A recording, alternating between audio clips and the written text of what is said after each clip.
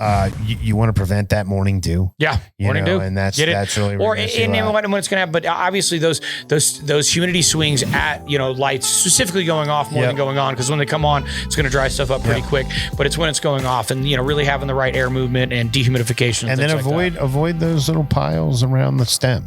Keep it nice and level.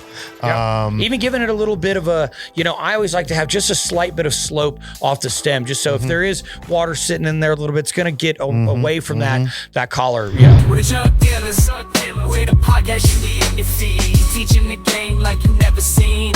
Jerin, Gabe, GRAMBO, true OGs, masters of the globe, set your mind free. From Denver, Colorado, where the date is green, we set the data points for the SOPs. Jug Dealers Podcast, yes indeed. Hey everybody, welcome to the Jug Dealers Podcast, where we discuss all things growing and lifestyle related. Brought to you by the good people at 5E, and is always available at jugdealers.net and jugdealers.shop. Hopefully I didn't say that too fast for anity. No, I think everybody's got it by now. Obviously, we say this every time. You can also get some samples. Fill out the growers form over at jugdealers.net/samples or / as the case may be.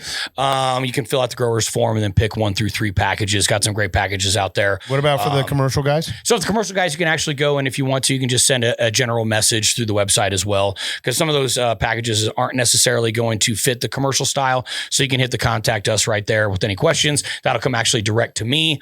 And last but certainly not least, hit the subscribe button there to join our VIP growers list. We are putting out monthly, if not even bi-monthly, but at least monthly. We've been working through it. Yeah. So everybody that's on that subscriber list at this point should have gotten an exclusive Slicium discount code that you can use. And then we'll be doing those, like I said, at least monthly. So continue to sign up with that. Hit the subscribe button as well on the on the YouTube page. And last but not least, check out our bookings page to see where we're going to be. Or if you want to request us to either be at a cup or judges or at an event, or just because we're going to be in the area. So I think before this episode drops, I will be in Virginia at Growers Paradise. What is it? September 6th. And you, as this drops, you will be back from your escapades. I'll either in Buffalo at Buffalo Roots. Yes, I will be back. I'm back from Buffalo. Had a great time there, or everything. And then also I got Barcelona coming up just as a fun trip. So shout out to Trike Farms, our good buddy out there. So I'll be seeing you real soon. You know who you are. Thank you for all the help getting things done. But hey, here we are. I'm very excited about this. Just like we've been going and trying to delve a little bit deeper into these topics. When we've done a general bacteria, or we did a trichoderma, which is, which I think we're actually going to come back around, do a larger fungi episode. But, we've been trying to just peel this onion back a little bit at a time on some of these broader topics. So today we're actually going to really, the roots in the rhizosphere and the substrate and all this has been a very common but incredibly important, topic that we've been focusing and talking about different pieces of it, for the last really several weeks. Again, no roots, no fruits, big roots, big fruits. Dude, we have agreed, of course, that irrigation strategy, although we used to really think that pot size was a bigger, decider or constraint of pot size, of plant size. It's more an insurance policy. Yeah, absolutely. And I will admit, bro, you caught me slipping a couple weeks ago when we were talking about the air stratification. You do. Keeping that root zone, below 72 is ever so important. Right. So, blowing that cool air back up into the room is right. There is obviously in nature, there's a stratification. You got to think about like the roots that are actually in whether it's a large, exactly. Think about the forest, how nice and cool. Put your hands in there. Yeah. Especially when you get into a nice forest up in the Northwest and stuff. Give that smell. And that smell, by the way, the smell of soil, which actually kind of goes along right with what we're talking about being bacteria. That's actually not the smell of soil. That's the smell of bacteria. Yep. So that healthy smell that we know of as soil, which you'll even get in a good reservoir after it's recirculated, if you've got a very good proliferation of the correct bacteria, your reservoir. There's all these your reservoir. The YZ thing. Yeah, the YZ. The reservoir will actually start smelling like soil to you because you've got the correct, aerobic, healthy bacteria that are proliferating throughout your system, and that's what you want to do, and that's going to help avoid some of these issues that we're talking about specifically today. So I'm gonna we'll get right into segment 1 here. I mean, it's It's the battlefield. It's the battlefield that we've been talking about. It's the roots. It's the rhizosphere. It's the rhizosheath, and all these little pieces of the larger picture. Well, right? and interestingly enough, when we were putting this episode together, there's two ways people fight it. They either go with the hypochlorous method, right? They try and clean bleach it, growing, keep it if you will, sterilized, or whatever, right? In which we're not going to even get into that because that's not what we do. You know us. You know what we do. We're going to talk about how to actually identify some of these things and deal with them the way that we know how to deal with them, which is... Well, and we believe in biostimulants. We believe in a healthy flora. We believe in, even things like... Prevention is the best medicine, which is what you always say. And also things that maybe don't look so great, believe it or not, biofilms, as long as it's the correct bacteria, good aerobic bacteria is a good thing. That's just, they're having a party, they're hanging out, right? But again, if it's a bad bacteria, and again, we even talked about this a lot with the trichoderma episode about just that, not necessarily even a shotgun blast, although you are using some different products, but really going, hey, I'm going to go very heavy CFU wise on this particular one, just so it floods everything else. It just pushes everything else out of the club. There's not enough room for everybody. Yeah, exactly. Yeah, there's only so much food. There's only so much. There's only so much room at the club. Yeah, only so much room at the club. The club only it's 1,000 people, and let's make sure the 1,000 people in there. We start bumping that, right? Are the right people, and then the wrong people. And that's why there's no room for them in the club, which was cool to see as we broke it down. And it's funny because we're actually talking more about our old episode, but it's the certain trichoderma that go in first fast, and then the ones that come in and everything. So go see that trichoderma episode. But today it's going to be a lot more about fusarium and different root rots and pythium and rhizotonia and things that are generally called damping off, things like that. But why don't you start talking a little bit about these bottlenecks, because obviously, the bottlenecks of you have the nutrients, you either give them the nutrients, right? Or they're going to be getting the nutrients out of the substrate, but those nutrients got to get to the roots and then get through the plant to be assimilated. So why don't you talk a little bit about that? So a lot of those limiting factors, they're going to be the surface area, they're going to be some of the exudates. Of the roots. Of the roots, yep. They're going to be some of the exudates, some of that oxygen demand, and that's really... when you're running in some of these smaller rhizospheres, that's really where that balance is really, really important, because what you'll see a lot of, and then there's also temperature sensitivity, but what you'll see a lot of is you'll see people underwater and then overwater. Right. And then all the, the damage is done. But and that's also, signs versus symptoms, right? So you're looking at those symptoms, and what's weird, it's overwatering looks like underwatering. Isn't that a bitch? They do. They do look really similar. One thing, so you say oxygen demand. Hold on, Gabe. But I thought plants gave off oxygen. What's that about? Well, it's a system, right? Yeah, and that's why a terrarium works, right? And so what it is it's the net output. It is more oxygen that comes out of a plant, but the plant actually takes in the roots take in oxygen. And the roots require give off CO2. Regardless of what happens up top. That's where they're doing the opposite of what top is. So if top's bringing in CO2 and giving off oxygen, the bottom's doing the flip-flop. And they get a lot of it from that H2O. Sure. You know what I mean? So they're taking it out. Where's that oxygen coming from? It's coming from the water. And that's why you also need drybacks too, to also bring air down in there too. So it's a complex system. And that's why we can swim in water for a while, right? But in reality, we're terrestrial, right? We need to basically be on land. Well, plants are essentially, obviously there's water plants. So nobody, get me on that. But hey, come on now. But so there you go. You even see a terrarium, right? That's a cork top. The reason that works is because literally it's a flip flop. That's going on. I always love this. The guy, he opened it. He did it. He opened it once, and then it's been closed for like 70 years now. Yeah. Well, that's the thing. It doesn't. I mean, once you just let it first occupy, you've got it's a system within itself. It's an environment within itself. So anybody that wants, and they're great. You want to talk no watering, no anything, like maybe every once in a while, especially here in Colorado, you might give them a little mist. There's actually a really cool little boutique plant shop in Fort Collins that they have a terrarium bar there. Right. So they go in and they're supposed to take my kids in the Rhino district. They're actually supposed to be opening that living building where there's like a whole section of the building that's actually plants. Hey, can we address the one that I missed, because I know it's your favorite thing to talk about? Go ahead. No, I want you. All right. To talk about it because it's your favorite thing. Well, here's the thing. The reality is too, like, looking at other bottlenecks. Well, first off, it is obviously once it gets to the roots being uptaken, that's a bottleneck of sorts, and you have to have the right exchange process and things like that.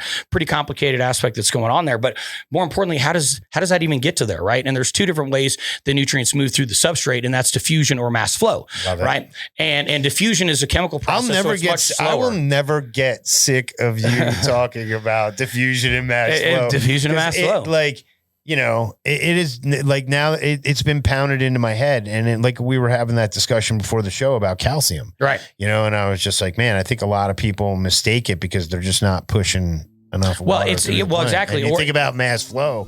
Hey, everybody, I did not want to interrupt the show. However, I wanted to let you know about a very special deal we have up on the website currently. You can buy a filter and get a fan for free. The pricing is amazing. You'll have to go up and check it out for yourself. And again, that's either a 6-inch or an 8-inch. Buy the filter, get the fan for free. German manufactured from Kootenay. Go check it out on the website. Again, that's www.jugdealers.shop. Now back to the show. Mass flow, like it is what it says it is. Like you were pushing a lot of water stuff through. And that's also why, nitrogen is really the only one that you can burn with, because it is water soluble. NO3 minus, which is nitrogen, it is water soluble and it goes into mass flow. That's why you can truly burn your plant. Now, and it's what most people use as opposed to ammonium nitrate, because it's cheaper, it's easier to and really, I mean, without getting into too much as far as the nitrogen cycle goes, but the only way that the plant takes it up is in an inorganic plant available form, which is nitrate nitrogen. So no matter how it starts, whether it's NH4 or anything like that, it's going to have to get to NO3 minus. And that's just all there is to it. So, and funny enough, it actually is nitrite nitrogen first, which is poisonous to the plant, but that only happens for like milliseconds. Anyway, wild stuff. So let's dive in. Drop that just a little bit, because I don't want to miss what again, one of the, just to want to mention, I know this is something you always like to mention too, but the pathogen triangle and kind of looking at those different pressures, and those different pressures are going to affect how pathogens are able to get to your plants. It's going to affect, how water movement, which is when you let your guard down. Through your plant. You let your guard down, we talk about inoculating and basically, having no room for bad things, at the club. But reality is, you give a stressor to the roots, you drop your inoculum levels, you have high temperatures, you have bad ECs, bad pHs, bad moisture levels where they're too wet. Again, you get to the point where you've possibly killed some roots in an event. Then they can't uptake as much, but you're still feeding on the same cycle that you were, and you're not giving them the chance to rebound. Also, we've talked about like even just leaf moisture, just a period of time that the leaf's even, wet. So if it's wet for a certain amount of time, certain things can happen. If you just dry it off, so it's not, let's use 2 hours as an example, use that as a threshold, right? And don't quote me on that, but if I remember right, that's a fairly good one to stick on. Yeah. Right. Yeah. And it's one of the reasons why you actually, even when you're spraying on a farm, you want the plants to dry up first in the early morning before you'd go in and spray again, because that would just lengthen the time that the leaf surface has actually been wet, which means you're going to have more problems, that's when you're talking about. You're talking about the triangle, right? Which is the host, the pathogen, and the environment, and how all those three things, really come together. And again, no disease, no disease, no disease. And it's, again, how do you break these cycles? It's a lot like same thing with any kind of pests or pathogens. How do you break its cycles? Is it reproductive cycle? Is it affecting how it's able to up to or keep in water or something like that? Variety of different ways, or even from like a parasitic standpoint, there's a variety of ways to fight these things. But let's talk about some common triggers that really end up bringing on specifically these things like fusarium. And Pythium, and these damping off. Definitely things. Overwatering and underwatering. Of course. Low dissolved water. That's low dissolved oxygen in your water. I always actually love using those oxygen generation machines. Those things are great. Sure. High temperatures, I think. Big one. And a big one. A big one that people overlook is you'll have a circulation pump in your water reservoir, and that gives off heat. And a lot of times people will let that heat up the water. Another one you'll see is it's the middle of winter. You got your house at 75, 78 degrees, whatever you run it at. I know I run it a little cooler, but reality is water is going to be room temperature. You know, and I think that's the easiest one for people to overlook. You know what I mean? Yeah, especially, but now I will say, you know, the larger the reservoir, I think the only heating issues is when people have the smaller reservoirs. I always ran a 55. And a lot of times, like when I'm in veg, I'll have a bucket. Well, you know, and I won't use the whole bucket, but then all of a sudden the end of the bucket, you know what I mean? I am a fan of, I've always left the recirculating pump, and I've always left it on 24/7, 600 gallons an hour in a 55 gallon barrel, just because that was just enough to get the surface tension broken. I didn't want any more than that because, again, I didn't want that. Now, also, once it went down, you get that nice stream of water, you get the oxygenation, things like that. And I'm not a big fan of, I used to be, but anymore, I'm not a big fan of air stones. Because you're just bringing all kinds of whatever in there. They do some stuff. I hate the way the slime builds up. pH swings it a bit. That's another thing that we have on the list. Yep. Is just that organic slime buildup. I know for me with New Millennium, I like to make my New Millennium pretty fresh. Yeah. Just so there isn't any funk going on. There's no big deal if there is. A lot of, the thing about the New Millennium is there's probiotic bacteria. Oh, there's stuff going on, man. You're going to see, and you'll see activity. And there's happening. And like I always say to folks, smell it. If it smells good, you're generally in good shape. It's always the nose. The nose does know. The nose knows. Reusing some medias. I know that's popular in some places. Not shocking your lines between runs. If you're running irrigation systems, make sure you shock those lines. And a lot of people even just run let's say they're doing multiple water events in a day. Maybe the last one, they just do plain water. Just do clear water, run them out, have it so they drain at the end. Take a look at that. Anytime you have cation imbalances. That's what I wanted to mention with diffusion specifically, because that is a chemical exchange process across the substrate to actually make it available at the root surface. So even things may not burn, which nitrogen is about the only thing that really truly burns, but you definitely can get these imbalances. And then you're basically getting a substrate that's locked up and not operating correctly. So now you just, the plant and the substrate aren't working together, and that's a problem. Yeah. Yeah. And there can be, you can have people bring stuff in, that's why I always have pretty good protocols about just, having scrubs in my building, stuff like that. Make sure wherever you never know what you could bring in from the outside. Yep. That's true. Especially if you do a lot of gardening and you're just, hey, this is my vegetable garden. There's all kinds of things. So you just, be aware, be clean. Yeah. And so here real quick, and this is something, if you guys want to look these up, these are, here's what's interesting, right? Because again, the signs and symptoms thing, right? A lot of times these symptoms, which is what we're talking about, such as root rot, right? That's pretty general, right? That could be a number of different things. Crown rot, damping off. That's another very general one. Vascular wilt, very general term, right? But we're going to talk about what these do look like. And specifically, these are kind of these general terms are used to describe the next, several bacteria, which are issues. And granted, there's good and bad bacteria. Typically on the show, we always talk about the good stuff. Yeah. We kind of decided that, there's two sides to a coin, right? So if we're talking about good bacteria and we, talked about, Bacillus subtilis and things like that, well, I guess we got to talk about the bad ones too. So it's important and got to know what you're fighting. Well, and it's something I see. Granted, I think I see more of these issues outdoor that I talk to people about with them, but it's definitely, I can tell you as someone, I've lost a whole room, a big room, like I want to say like a 60 light room. And between when it was identified, and I still don't even, I'm just, you don't even know, well, truly, you don't even have it identified other than knowing it's a bad bacteria. Between when we saw the first issues and when it died, man, it was maybe 3 days, and I did Xeritol. I did all the things, and it just, it really broke my heart. And think about something like Septoria, which is totally different, by the way. And that's that's more of a mold fungus kind of thing, but like that is so fast. Yeah. It's crazy. But I mean, it's slightly different, but even think about, a real, russet infestation when it hits and it goes, it's like, it's just like, holy, what happened? All right. Let's talk about Pythium.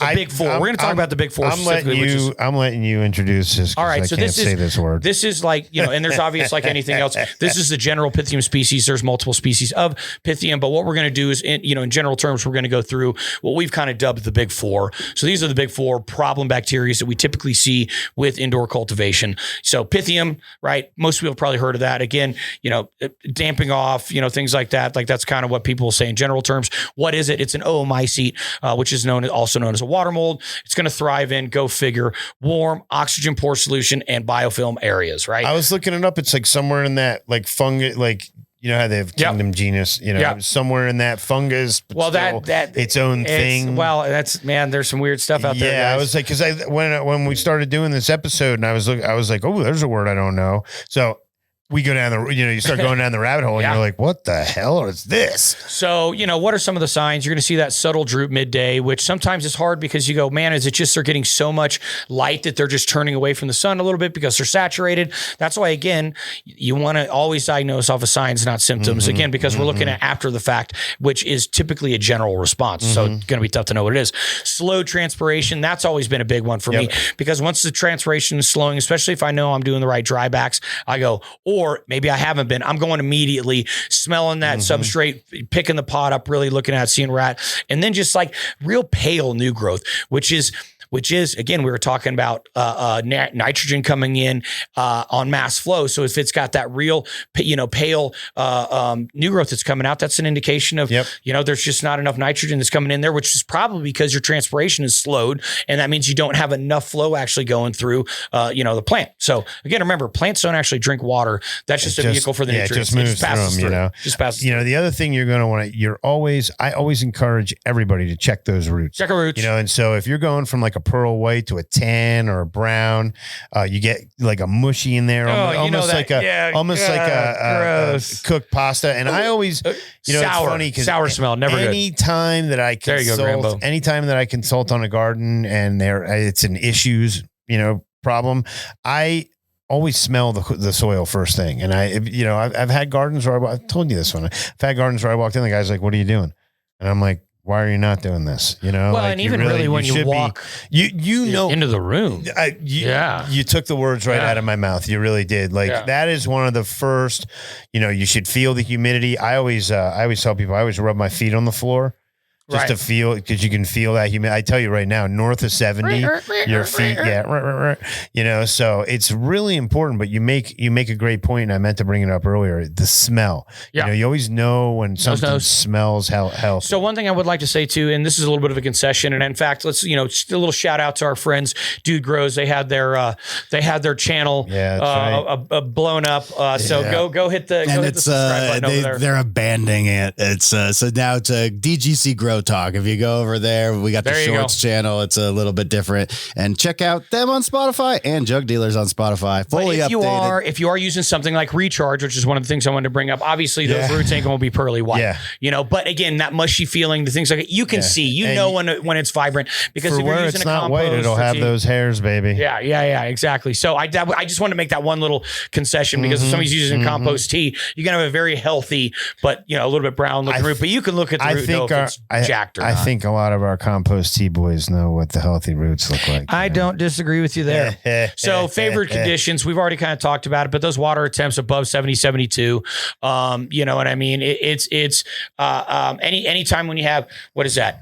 I don't even know. Dissolved oxygen. Oh yeah. Sorry. I didn't even see that. Dissolved oxygen under 6. Yeah. Again, that's one of those things where I've always just kept that circulation going to keep that. It's stagnant. Stagnant is bad. It just in general, any stagnant areas, stagnant's not a good thing. When mosquitoes grow in stagnant areas. That's nasty. It's a great.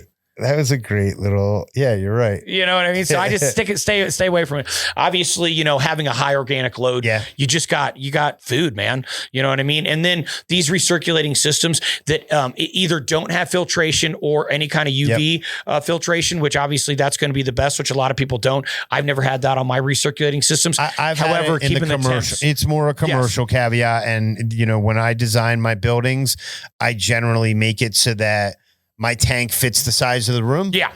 So that way I'm just blowing through the tank. I run a little fresh water through the lines at the end of the day. Where for me, I've always traveled. So it's meant to be like, this thing's got to run for 10 days. And most of the places I design, we have a fertigation system. So it's all just feeding to the tank. But again, keeping those, one, I do think proliferating healthy bacteria within your mix. And then 2, keeping the temperatures in the right area, which also, because again, good bacteria is within a certain zone, bad bacteria is within another zone, go figure, right? So it's just like a lot of other things things out there, just like certain insects or even certain predatory insects will thrive in certain conditions, certain humidity, right? And you kind of got to match that up. Well, it's the same thing with bacteria or anything else, right?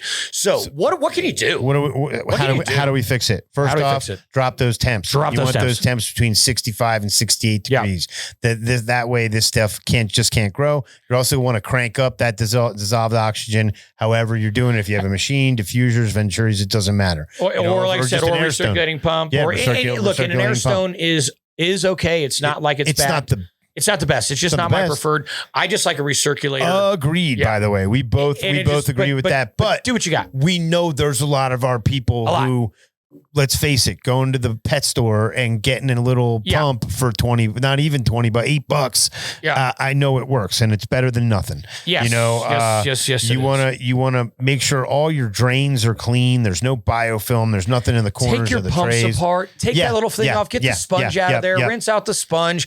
Believe it or not, these pumps, you can take it down to the magnet. You know what I mean? You can get it down there. I would highly suggest doing that. You know, even as an example, right before we had carbo out from New Millennium, I would run that 7 to 10 day system, and I would only with the recirculating pump in there, I would only actually have to clean the pump out every between runs, so every 8 weeks or so. Right when I started using carbo, the bacteria love carbo so much that it would get to the point where there's almost not much water moving through it after 10 days. And again, it's all healthy bacteria, but you still need to go through, clean that all up, clean that all out, do that tank maintenance, do the line maintenance.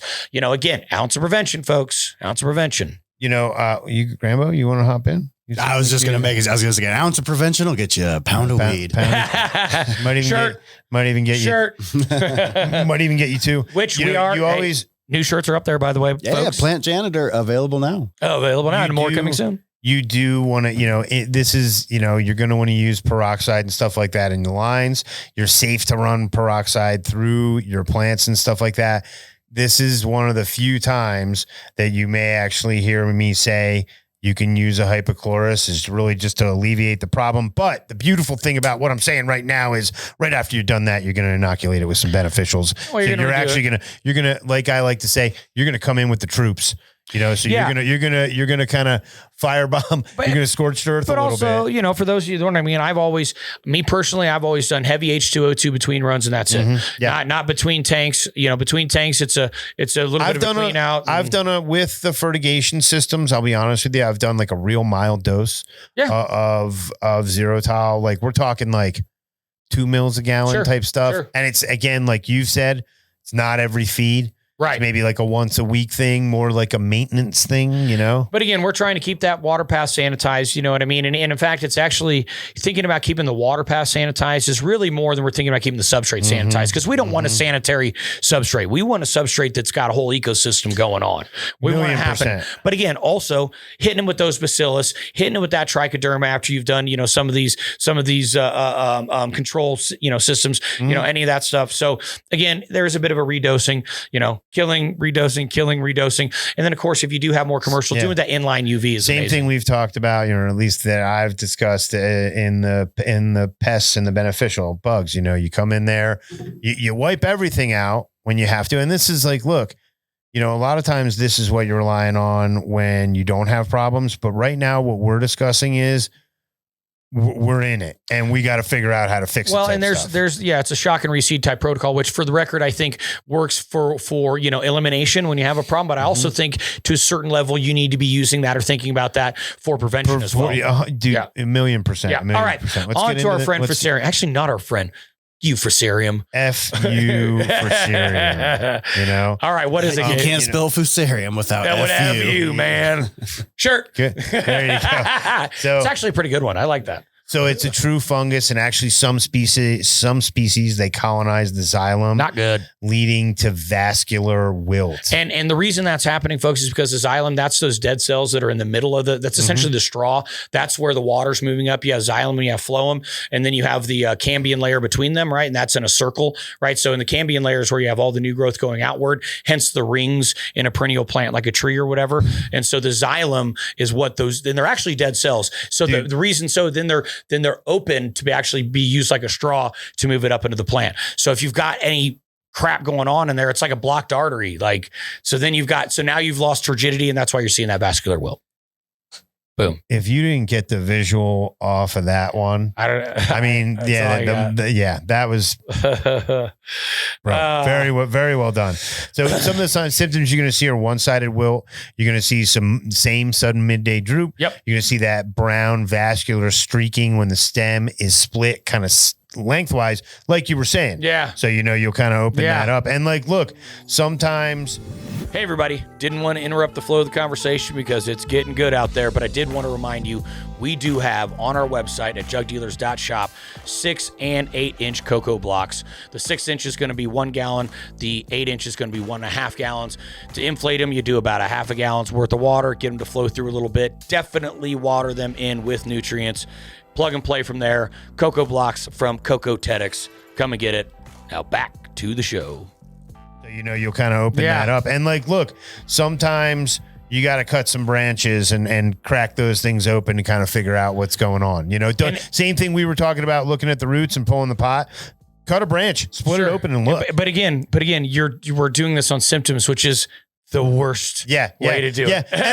But I was just like, but we still have to do it on some level. Yeah. And that being said, unfortunately, it happens so quickly sometimes that this is the way we find and that's, out. Depending and it's on, a learning lesson, man. Well, and depending on how connected someone's system is, right? So if you have a plant that, like, let's say an OG or something like that just really doesn't like wet feet, but it's in there with a couple other plants that are just still suck it up, like a pure Michigan or something, that'll just suck it up like crazy. And so because you had to water the one, you always just automatically water the other one. And then you end up with that OG with the problem, right? How hop latent spreads like through the water. And we didn't even cover that on this one. I think that's a whole episode. I was going to say that's an episode into itself. But then you're creating these situations, like we're saying. So you have low oxygen, then you have, overwatering and all these things that happen. But then you get basically that symptom after the fact, right? And now it's just a symptom. It's our best guess. But the reality is it's going to be screwed one way or another, which is all you really need to know. You don't necessarily need it. But if they're separated,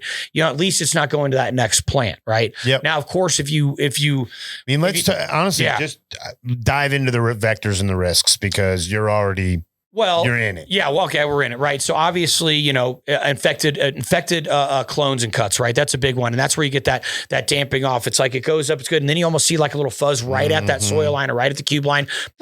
It just drops right over, right? Contaminated tools, which that's a huge thing with hop latent as well, and which we talked about with Jesse on the episode and how to actually clean that. Well, I think a lot of people just rely on alcohol, and it turns out first off, don't use 99% alcohol. Which, who would have known that? Use more of a 70, and then also use bleach as well. Yeah, not together. No, bleach is a big thing. But obviously, anytime we get a stress plant, dude, anything is going for a stress plant. Yeah. Whether it's pests or diseases. Yeah. A stress plant. You see them go. I got all these tomatoes. They're attacking. And there's Boom. one where they just these big high EC swings. So the plant's just in this imbalance, right? It's just never a good thing. Of course, these warm anaerobic actions, which again, going back to the stagnant and anaerobic, those are synonymous, right? So that means it's just not moving around. Or you could even have, and people, I think a lot of times just think about the substrate, but that can be really stagnant air movement at the root, either at the root crown or the crown of the plant, right? Which is going to create these issues, right? And then, why don't you talk about a couple of the immediate responses as well? I mean, the reality is you really want to isolate the suspected plants. Get them away from everything else. Prevent cross-contamination. Yes. If you're okay with it, kill those things so they do not contaminate the rest of the garden. And sometimes you have to find who your main culling. Yeah, well, and you know what I mean? I've had to find my main abuser before. I remember one time I took an old school jack that I wanted forever. Took it from California, had the bulletproof PM that we all remember in Colorado like 15 years ago. And I had to find the stuff that was furry. Yeah. I had to find the offender though. And it took me a little while to find the offender. Once I got the offender out and I culled it, I was actually able to get it out of the rest of my garden because I hadn't sunk its teeth completely in there, right? But as long as that jack was in there, I was always going to have PM. So isolate it. And if you can, get rid of it. You got to get good at killing plants. look, I'm a plant guy. I think you guys understand this by now. Call them. But get them out of here. You know, you want to keep the crown dry. You want to avoid burying the stem. Increase the airflow at the media surface. Which is going to be that root crown. Yeah, keeping that airflow in that area. You have a lot of the feeding is in that top third. And again, a lot of these, like we're talking with the terrarium, that taking in CO2, you know, or oxygen, giving off CO2, like all that's happening in that zone. This is where some of those trichoderma drenches around the crown help. So we were talking about some of that. And then some of the bacillus-based root drenches, they're also going to help knock that stuff down. Right. Bacillus subtilis, even Bacillus thuringiensis for certain things like fungus gnats, or even just as a general stuff like that. And then, you know, for long term, you really want to do tissue culture on your genetics, back that shit up. You know, you can hit the boys up at Mothership Labs. Those boys, they got it going on. You know, and really you just want to, keep genetic catalogs of those plants so that that way, and this is, you know, again, this is on more of a commercial level, but you want to be able to trace back to where things were. So that way, in case any genetic problems do pop up, you can kind of eliminate the moms or work through those issues. You know, and we understand with all the genetics out there, it's hard to track things. Right. But at the same time, I always tell people, even on a personal level, take notes, man. You know what I mean? This is an annual plant. So things are going to happen. And the best thing you can do is take notes of what's happened and change something in the next round, because trying to fix it right now, it's just an annual plant. It just happens too damn fast. That's just the reality, right? So, you know, but I do like the fact that we have more real tissue culture that's actually happening out there. Tip meristem, not just nodal. You know what I mean? Nodal is definitely more for banking genetics, but it has nothing to do with cleaning them up. If you guys can check out the tissue culture episode we did, don't want to waste too much time on that because we still got a couple to talk about. You know, obviously good biological practices, any of these things. So that's Fusarium, that's Pythium. Those things are going to be that vascular wilt. And those are the ones we see most commonly. Right. And that's the, you know, damping off. A lot of people heard that term. Well, let's get into Phytophthora, right? That's our number 3, right? Again, it is another oomycete, which is a water mold, as we already learned, but it's more notorious for crown and collar rot. And I think you'll see on more established plants. Yep. You know, there's basically what you're going to see is a sudden collapse of the crown, can look like Pythium, but often faster near the stem base. Right. You know, water-soaked lesions, cinnamon brown collar tissue. Was anybody ever had a plant that literally finished and it was like, you pull it off and there was like, no, nothing. Yeah. You're like, how the fuck did this thing survive?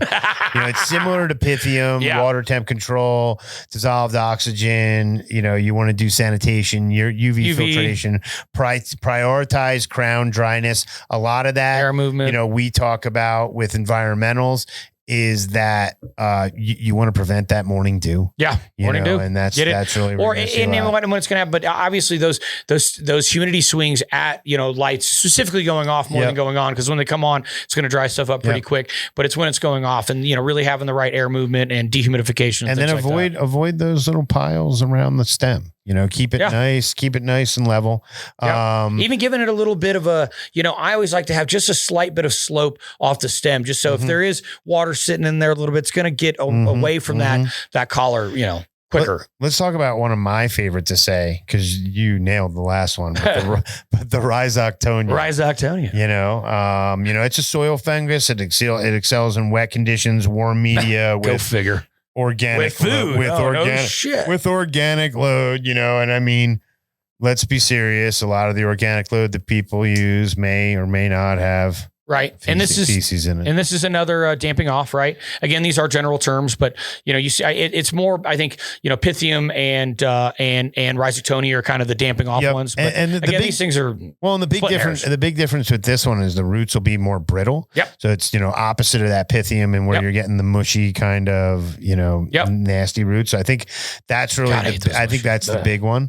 I agree. You know, some of your best controls are going to be media aeration, you know, your irrigation frequency timing. I find that a lot of people kind of miss the mark there.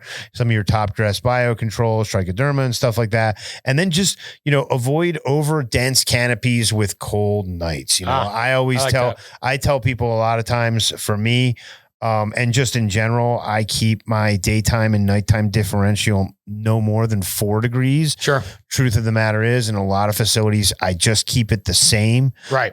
If you can. You know, and, pro tip, a lot of people will be like, oh, well, what do you do at the end if you're trying to keep your temperatures the same? Truth of the matter is I just lower my daytime temperatures at the end of the cycle because you've done most of the bulking. Well, think what happens in the fall. Yeah. What happens outside? It's getting cooler. Truth of the matter is if there is going to be a time where I do that 4-degree temperature variation, that'll be it. So I'll lower my daytimes to let's say 74, my nighttime to 70. But the key to that too is having your HVAC dialed in. By the way, shout out to the boys in New Jersey, Andrew and the homies. They reached out to us for some HVAC. They were having some programming issues with their Aeons. We're getting them straightened out. Squared away. And it's funny because so many people don't look at that. You and I didn't really have a term for the pyramid before I started working with you, and ever since, you kind of introduced me to it, it's like, man, it just is what it is, and it's not wrong. Right. No. And so if there are certain things you can't cheat in life. And a lot of these, can be environmental issues because when you look at it, the root environment is still an environment. Well, and even going back, why do you avoid, overdense canopies and cold nights? Because it equals wet mornings. Yeah. So it's not necessarily even the dense canopy and the cold night. It's that it makes wet mornings. Yep. And that's the problem. Why? Because water is passing through the plants. Yeah. Go figure. Okay, let's talk about, we got segment 3 coming up. It's talking about a little bit of, if you can move that up, GRAMBO, talking about some differential diagnosis. So how can you tell the difference between them? I'm here to tell you, in reality, we're splitting hairs here and it really doesn't matter because what's happened has happened. And as you could see, and that's why we actually set it up like this, because I wanted you to say, oh, wait a minute, it seems like basically the same answer for all of them. Yeah. Yep. Keep your environmentals right, keep your water temperatures correct, inoculate with trichoderma, healthy bacteria, things like that. But in general, mushy brown roots is going to be Pythium. One-sided wilt and vascular browning, that's going to be Fusarium. The crown, anything you see on the crown is going to be the Phytophthora. And some of that damping off that you're going to see is the Rhizoctonia. So knowing the difference between those, not generalizing between them, that's the biggest thing, and just. But again, it's kind of like, I could tell you what, like somebody could tell me to, and I think I said this on another episode, but to plant peas, on St. Patty's Day here, and somebody else can say, well, the reason you do that is because the soil temperature is correct. Mm-hmm. Either way, it works, right? So sometimes when it comes to this stuff, I don't want people to get too caught up on, is this that? You got a problem no matter what, if you see in any of these things. Yep. And in general, it's going to be one of these things. And even if you went and said it's a Pythium, well, what species of Pythium is it? Well, and the big thing from that point is just use it as a learning experience. Yeah. Say, hey, what got me to this point? How do I? Well, you can even do, there's little tests like to test to see if it's a bacterial issue or something like that, right? You can actually cut the stem and put it into water and you'll see it flowing out of the stem, and it weird, like almost oil slick kind of thing. You can actually look that up on YouTube, I'm sure. So yeah. So there are little tests that you can do. Obviously you can split the stem, look for vascular streaks. You can check your water temps. That's one of the things I would do. The smell test never fails. The smell test never fails. Smell it. Obviously if you happen to be even in a university town or an illegal state, you could get some leaf tissue testing and things like that. Yeah. Most people can't, but I do like to mention that. But yeah, dude, check your water temperatures, give it a good smell. You know what I mean? And I often talk to people, and a lot of you guys reach out, and I love interacting with everybody, but so many times people will describe a proposed problem. Yeah. But my question is always like, well, how does the plants look? Oh man, the plants look great. Okay. Yeah. So either that's good slime. Yeah. Either just take off that one leaf or whatever, which we say all the time. Yeah. Or just keep an eye out. You know what I mean? Do your little checks, check pH, check water temperature, do the little things you can do as a plant janitor. And other than that, he's gonna pull up the t-shirts. I got it right here. Yeah. T-shirts are up and live. Plant janitor. There it is. Plant janitor. Come and get it. So we all know we are. We're just managing rooms, guys. We're trying to give a plant. We don't do any growing. We're not growers. The plants grow themselves. So you know what I mean? It is something where, I I like people to know what their role is, and especially with plants. Hey, they were here before us. They'll be here after us. I was just talking with someone else the other day. Shout out to, he was from New Jersey. Can't think of your name right now, but dude, you know who you are. We got a lot of homies in New Jersey. Straight up, you guys are. So awesome. As we talked about, and on our final segment here, we really want to talk about just, the fact that prevention is not only an ounce of prevention is worth a pound of cure, but prevention is truthfully, it's cheaper. Right. So if you're making sure that your water temps are right, you're making sure your dissolved oxygen is right. Those are the preventatives. Boy, that's a lot easier, isn't it? Yeah. So what kind of levels do you want? You want to keep that. Your little thing is you keep your solution at 65 to 68, and then that dissolved oxygen above or at 8 milligrams per liter. 8 milligrams per liter. Yeah. You want to have good mixing loops. You want to have, I like UV. I don't have a problem with it. You want to have good filtration. Yeah. And then you just want to have scheduled times in your SOPs where you do line cleaning. I always promote people as well. Like you said, end of the day, end of the cycle. Let her plain water. Run 10 gallons. Here's another 2 tips that I'll give people. Number 1, you can have bigger emitters. I know a lot of people that run with 2 to 3 gallon per hour as opposed to. That's what I recommend, especially for people running New Millennium. Yeah, it's a bigger opening, just flat out. Also, inline filtration, guys. Anybody worth their salt is going to have, if not 1, 2 inline, the disc filters inline that can be checked literally daily, part of your SOPs. Again, a big part of this prevention thing is SOPs, right? Is there a way to test your dissolved oxygen easily if you were curious about that? Yeah, there's dissolved oxygen meters. I forget. Now, as far as what it costs to get into it, again, some of this instrumentation at times, whether you're using lab grade or not lab grade, sometimes can make, unfortunately, a bit of a difference. But I don't think dissolved oxygen is that hard. I know the machines themselves, they're not that expensive. And the nice thing about adding dissolved oxygen is you don't need to run your ECs quite as high. You can run your ECs. And again, but just stay away from stagnant. That's the biggest thing in my mind. Stay away from stagnant. Stagnant is bad. Stagnant is anaerobic. We want movement. We want aerobic. We want fluidity, right? So I thought they were kind of expensive. Yeah, so this is definitely they range from a couple hundred to lots of hundreds. And that's why you don't see them. A lot of people actually use $320. That's not. I mean, dude, that's not bad at all. In the long run of your garden, that's not horrible. $334. But I can tell you that's one that buy a pH meter first, folks. Oh, this is one of those things. Oh God, this is one of those things like this, if you're just looking to tinker late in the game, grow wise, look at that. I've never used one in my life, just so you know. Again, fluidity, movement. It's good to know it's out there. I know we always try and bring up both sides of it, home grow and commercial. Clearly, that's more of a commercial thing. But thank you for and that's you really want to work on having that humidity.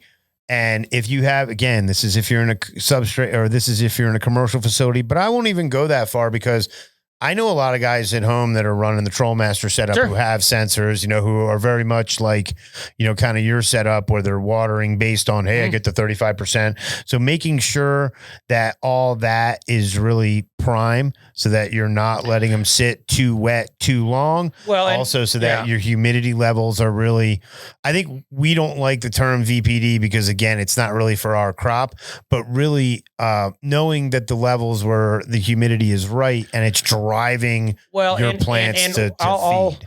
I will extrapolate on that. Can we make our own chart? Can we have a Jerin based? Here's the thing. The instrumentation is an issue because, again, you're talking about internal leaf temperature, which is a critical part of that equation, which you're talking about machines like a Lycor 5000 or so, just like $20,000 machine. And that was years and years ago. God knows what it is today. So maybe it's cheaper. There's not like a purple. No, you got it. Like plant physiology is quite complex. And the reality is I like to think about it as more of a concept. Again, it's a river flowing through your plant. So you're wanting to keep the stomata open so that nutrients can flow through your plant. And I think our argument is look, when you're at perfect VPD, quote unquote, it's 70% humidity, and it's we can't live in that world. We can't live in that world. I also, I will say, don't think that the standard VPD chart that's out there is actually correct for our crop. That I will agree with as well. Yeah, that's my point. That's my point, and that's why I'm saying there should be that's something you need to develop. Yeah. You can put your stamp on it. But anyway, thinking about it just as a concept, I think is great. And just, that irrigation strategy in general, making sure the concept of VPD and knowing where your dry backs are at, keeping if you do have substrate sensors, using them. There's the standard one. I like, in reality, that's in my mind is more for plant matter production, not for oil production or oil farmers. I think our green, also new shirt coming soon. I think our green zone is wider. And I don't think I'm not sure it's anywhere even close to I don't think it goes up. Like, I think it's more like, I think it's to the left, but again, and nobody's done it. Nobody's done it. I agree with that. Obviously in cocoa and rockwool, things like that, keeping it in using your total waterings, also your shot size per watering. So if you're doing more waterings, you're doing smaller shot size, things like that. I mean, again, these are all just SOP things, but we want to make sure that people are, aware of them, whatever. I color code my tools. I do that in every building. And that's a sanitation workflow thing, Yeah, that's 5S, all the rest of that little nonsense. foot bass, tool dip stations, food, quarantine for stuff like that. And look, man, anytime you're getting the genetics from a homie, regardless, quarantine, whatever, I love all of you, but I don't trust anybody's stuff. Give it a little bit of give it a little quarantine. Having a healthy biological program, right? Yeah, making sure there's a healthy substrate, a healthy rhizosphere. We went through that a bunch. We just went through that in our last episodes. And GRAMBO, if you could move that up a bit. Yes. Oh, and again, that reinoculation, right? Yep. The shock and then the reinoculate. Zero tol. Yeah. Give it a go. Keeping that water pathway nice and clean. We talked a lot about that, and then obviously the environments, keeping that airflow correct at the crown level, understanding that these are plants that are in a substrate, but they're in a pot that's not in the ground. So it's not quite the same. So being kind of in that more open air environment definitely is different than it being in the ground, right? And then keep those media temps, and as a matter of that too, the water temps in that 68, maximum 72 area. If you have to insulate those cold floors, because some of you people actually putting it directly on the floor is problematic. It can't go the other way as well. It can go the other way. Right? I would encourage you guys, if you have problems, I like to get those sprinkler flags, flag the plants, tag the plants. You can tie any of the survey tape. I get survey tape a lot of times, something that's, you can put high on the plant that's nice and bright. Yeah. If you're thinking you got an outbreak, start really getting in there and marking stuff. Don't have, I was just discussing this with a friend of mine a couple hours ago. Don't have guys fucking with plants and then going and touching healthy plants. Cross-contamination, don't do it. Knock that shit off. And if you at least do that, sterilize in between. Check your water temperatures, check your EC, your pH, check your drain EC. I tell that to people all the time. Check that runoff. Take down data and be able to go back and look at it. Substrate temperatures, any of those things you really want to sanitize. Any of your lines, make sure that there's nothing going on in there, because that's where it all starts. Sanitize your tanks. Yep. Make sure, I've had things where my RO filter wasn't working right, and all of a sudden that started creating problems. So stuff happens. Check the RO filter, have a checklist that you put together, that you go through these things, and then always go back, every time you do the oxidizers, release the shock and re-release. This, honestly, I think this, I really like, it's funny because we're always looking at the good stuff, but you got to know the bad stuff as well. Yeah. So again, we, basically went over what we look at as the, as the big four. If you have to do an irrigation reset, obviously, do that. There's some post-mortem shit you can do, but honestly, man, I look at it like what's happened has happened. Go back and look at your data. If you see temps that have gone, awry, it's usually pretty straightforward. We don't even meet, it's funny because we were talking about the plug, but the reality is it just reminded me of the time that when we were testing the Rhizium and we came in and there were just these clones that were super fucked off, and Bo hits him with the Rhizium. That's his name. I'm saying it. And he hits it, and all of a sudden out of these brown slimy roots, which we now know could have been maybe Pythium. So, I mean, according to you saw these beautiful white roots coming out of it, and you're like, I remember he holds them up, and you're like, "Holy shit, dude!" Like that stuff. And just to, we're getting a little long in the tooth here, but we did do an episode not specifically on Rhizium, but on the rhizo sheath, which is a very specific part of the rhizosphere. Which the rhizosphere itself is actually very, very small. I think a lot of people use it as a substrate in its 2019, entirety. 2019 when rhizo sheath. That's when it came out. So Rhizium, it does focus on the rhizo sheath area, which is literally where the root zone comes in contact with the soil substrate. The 18 40s or something, and we're just talking about the rise of sheath. Hey, we're still learning, guys. Thank you so much. We got a lot of interesting stuff that's coming up. We've got some interesting guests that we've got planned. We're coming up on our 100th episode. I want to say this is like 97. This might be 98. 97, 98. So thank you guys for being along for the ride. And we definitely are working on something special, hopefully, something unique, something a little different for our 100th. Catch us out on the road.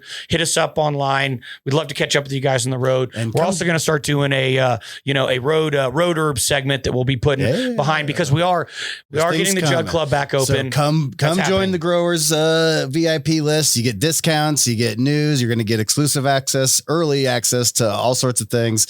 So, and then we got some new content coming on that too. Yeah. Well, we can actually talk about the thing. Well, what's going to happen is we're going to have the Jug Club is going to get reopened. We're going around YouTube, all the stuff like, we're into some stuff between the three of us. Whether it's strain reviews or just different things we do. We want to be able to bring you guys more content, or even just like, hey, this is how I like to clone. This is how I like content. Let's just call it after dark, if you will. But yeah, we want to bring more content. That's going to be all behind the Jug Dealers. It will be, a monthly thing.